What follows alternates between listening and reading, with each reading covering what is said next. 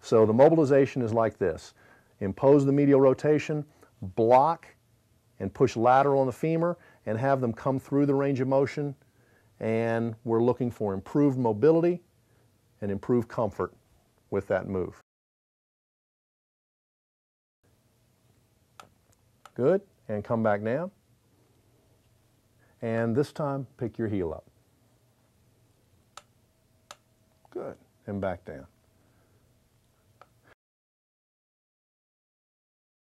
As I lay that down, I'm going to roll the leg inward and really try to contain the fibula, and then let the tape just follow its own path right across the knee and come up on the medial aspect of the thigh.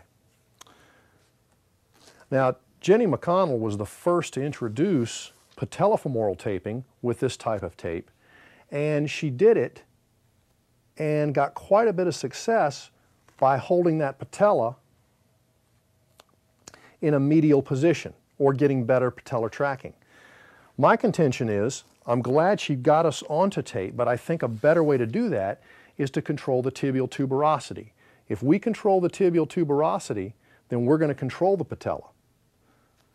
Now, I've got 3 strips of tape laid across the knee, and those 3 strips of tape have done something for me. They've gotten me very, very close to the joint line, and they've contained that lateral border. We cross just like the pes anserine muscle group does and maintain that consistent medial rotation. First strip of tape finds the center point of the anchor, and you can see that. And now we're going to pull medially and lay that down, pulling across. We go low on the lower leg, but we finish high on the upper leg. We take our shorter strip of tape and get high on the lower leg,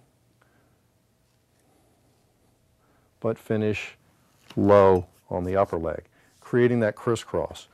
We're going to weave that pattern one more time, and then we're going to demonstrate with some range of motion how that really does maintain medial range of motion or medial glide through a full range of motion.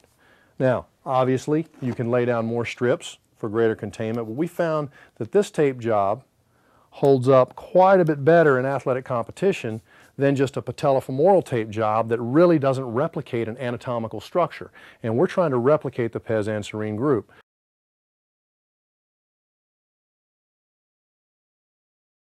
So let's watch the move. Dorsiflex, flex through the knee, pull up. Now, for core stabilization, we can add a small crunch into this with the opposite elbow to the knee or something like that, but just watch the move and see how we're really emphasizing the entire stepping motion. Because if we've got closed chain dorsiflexion now more appreciably tolerant with range of motion and less symptoms, we definitely want to fill that back in with active range of motion. And all we're going to have her do is lean forward and not allow that knee to cave in with the tubing. Far as you can go and back up. And now we've had open and closed chain exploration of the new dorsiflexion or the new knee flexion that we've gained through the tape job and the mobilization.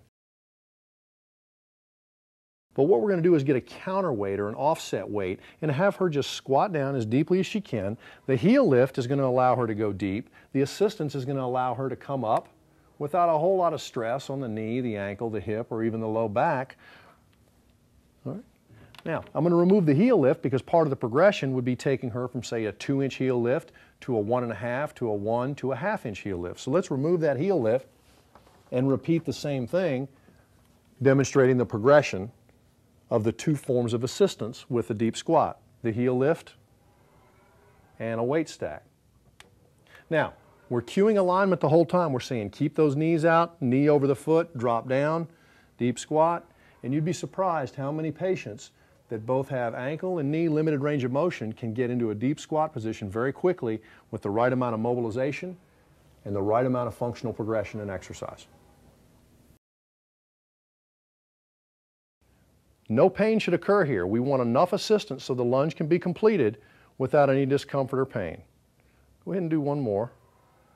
And then we're going to remove the toe lift, demonstrating the progression. Once again, getting the plantar flexors involved in the lunge motion and getting it out of just being a simple quad activity are what the toe lift was for. Activating those plantar flexors is what our intention was by doing that toe lift.